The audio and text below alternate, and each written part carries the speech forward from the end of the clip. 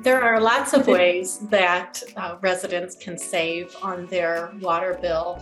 70% of your water usage occurs inside of your home. One of the biggest water hogs is your toilet. Your toilet uses most of the water in your home. An old toilet uses about 5 to 7 gallons. A newer, efficient toilet uses between 1 to 2 gallons. So if you need a toilet upgrade, go for it. If you're not at a place where that's doable, you can buy a special brick they make to put in your toilet tank, and that will help you save per flush. So that is one of my biggest tips. Another tip is water heating. If you can cut down your use of hot water, you're saving not only on your water bill, but also on your energy usage as well.